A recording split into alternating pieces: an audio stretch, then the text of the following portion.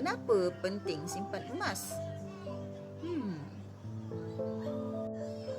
Masih ramai orang dekat luar sana tanya, kenapa penting sangat simpan emas? Anda bagaimana? Masih ramai lagi yang tak nampak potensi. Kenapa perlu simpan emas fizikal? Simpan emas fizikal ni bukan sebab nak kaya raya.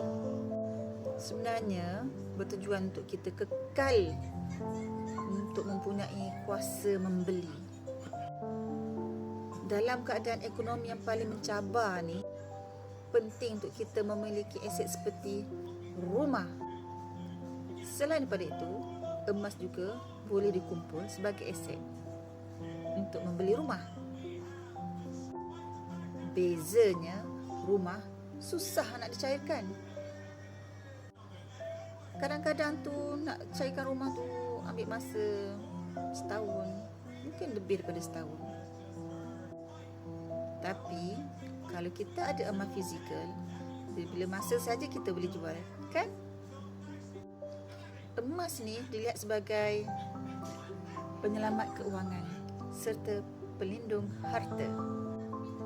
Emas adalah pelaburan kalis inflasi dan harga emas sering meningkat naik. Apa buktinya? Buktinya sehingga ke hari ini anda boleh dapat seekor kambing dengan nilai harga 1 dinar. Nampak tak?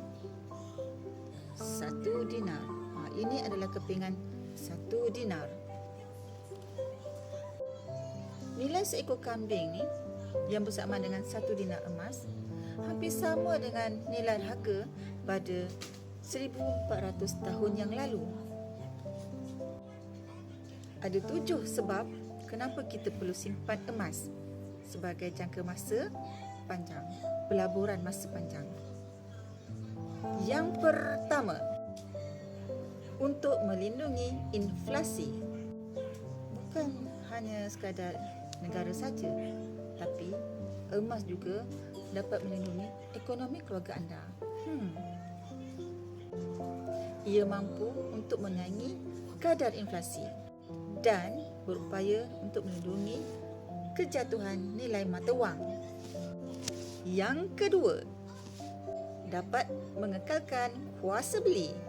Sekiranya emas tidak turun harga, negara yang menggunakan emas sebagai kuasa beli pasti tidak melalui masa-masa yang sukar dalam ekonomi. Ekonomi juga semakin kukuh dan rakyat dapat mengekalkan kuasa beli. Yang ketiga, emas adalah sebagai aset pelaburan. Mulai sekarang, kita perlu simpan emas dan buat pelaburan emas. Emas adalah aset jangka panjang. Yang keempat, dapat meningkatkan nilai keuangan. Nilai keuangan akan bertambah jika anda melabur dalam emas. Simpan emas. Emas mampu memberi pulangan yang tinggi sekiranya disimpan dalam jangka masa yang panjang. Yang kelima, emas adalah aset mudah alih. Emas bukanlah seperti rumah yang mengambil masa yang lama untuk siap atau untuk dipindahkan atau untuk dijual. Tapi emas semuanya boleh beli, semua boleh memilikinya. Kalau anda nak keluar negara pun boleh bawa emas. Bawalah emas bersama-sama. Yang keenam, jika anda berdepan dengan waktu kecemasan dan ingin mendapatkan wang dengan segera, emas ni amat mudah dicairkan. Pergilah mana-mana arahmu. Emas fizikal ni bila-bila masa saja boleh dijual. Tukar emas kepada duit.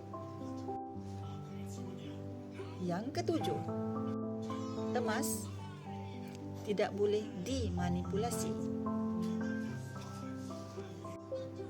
Nilai emas ni tak boleh tukar sesuka hati.